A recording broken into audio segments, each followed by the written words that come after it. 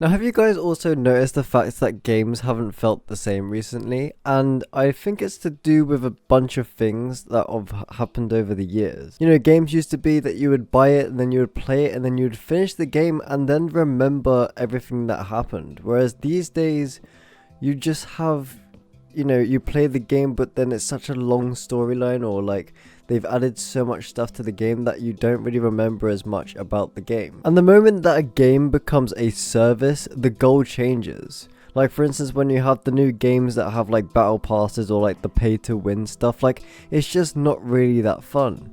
And obviously having live events in the game makes it kind of like a service as well, because they're basically just getting sponsored to do the event. Now the thing is, the first reason that games feel strange is that they're built around retention and not resolution. So this is the part that nobody wants to admit, is that social media did not just change the industry for gaming, but it also changed us. Playing stops becoming something you do for fun, it becomes something you do to prove something. So for those that are creators and watching this video, like obviously like you're doing it for the creation of content, and most of the time you feel like that you don't actually play the game without recording. So for me, when I used to do gaming content on my gaming channel, I used to only play games when I did videos, and I never used to really play them other than that, because I didn't really find it fun as a, on the side thing. So obviously I feel like that's a big thing for us YouTubers, is that when we're playing games, it doesn't feel as fun as if you're just playing it for fun.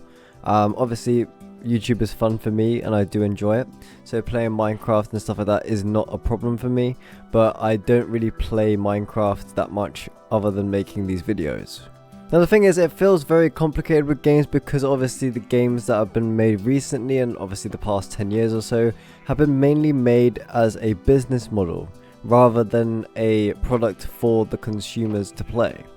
So like how when we used to have Sonic and Pac-Man, all these arcade games, those were made primarily just to be simple and to have fun with. But nowadays, like, all the games that are coming out are becoming more complex, and there's just way more to them than it needs to be, which then makes you feel like you kind of lose interest, because obviously a lot of us are kind of lazy these days. So you kind of like, when you hear like a whole 50 hours gameplay, like, no one wants to be that motivated to play 50 hours of this game, because 50 hours realistically is a lot to play that one game. So it's just a very unrealistic like games. Like, I know, like, obviously GTA has a very big gameplay thing, which is fair enough, because obviously GTA is one of those games where like you can kind of play it whenever and do the missions, and it's like, it's not really like, you don't have to complete it quickly as possible, but it's always a fun story mode to do. But then you have that option for online play, which is a lot more fun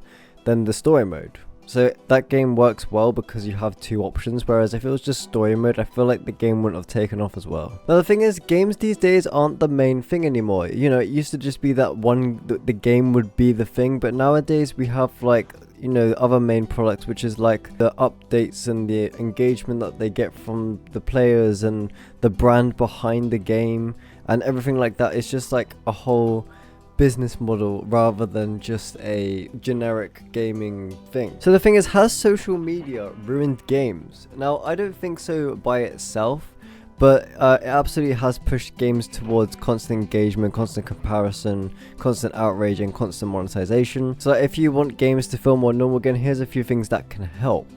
So I would recommend playing offline or in single player games where as possible, to avoid obviously the extra additions to things. And one big one that I really like is playing older games that were built to be finished.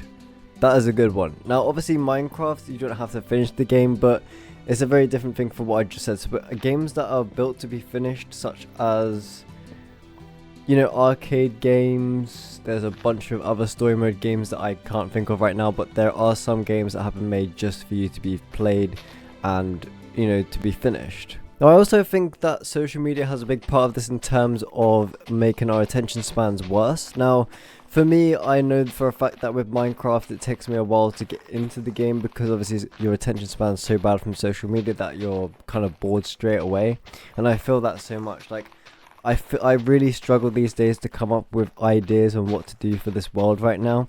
And that's why I've kind of been mainly doing like the pathways. Now I do know some things that I want to do, which is the mob farm for the XP. I also want to build, like an enchantment area and all those different things, but I do need to work on some ways that I can make it look more interesting and build a village around my house, because that'd be really cool. Now honestly, like if you felt this weirdness too, like with games feeling like not as fun as they used to be or feeling strange, then please let me know in the comments of like what game made you realize these things have changed, because that would be really handy to know, as I would love to read those comments and comment my opinion on them. But yeah, if you enjoyed this video, don't forget to hit that like button and of course subscribe, and I'll catch you guys tomorrow with another video.